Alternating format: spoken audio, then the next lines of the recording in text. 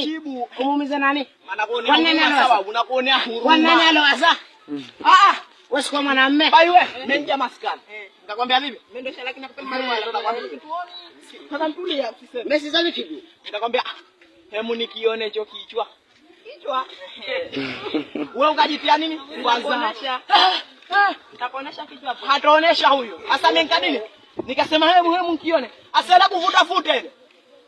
Akajitia faza yeye huyo. Kwenye pale kwenye nini pale? Mimi nataka nikitoe, yeye hataki kukitoa. Sasa mimi nikakitoa kile kichwa. Wala huyu akauvuta yeye. Unaona? Kuvuta waya pyu. Ukatika. Ukatika waya. Nini hivyo? Yeye anataka kupeni barua. Sema nini za kwangu? Subiri kwanza nakwambia alafu utanipa barua. Huyu hapa mzee mzima muulize hicho kichwa chake kinamhusu waya wapi? Hapa usio. Muulize kinamhusu alichangia nini? Mwambie alichangia nini? Hajajua kama kichwa kipya tunachokomea. Hajajua kama kichwa kipya. Babayo. Hajajua. Sio yangu. Ndio peleka. Sio niache watoto. Mtoto nini babu umesema ndio. Bas, mimi huyo mimi anacheka kama nataka maamuzi wake. Wake leka simu yangu chaji.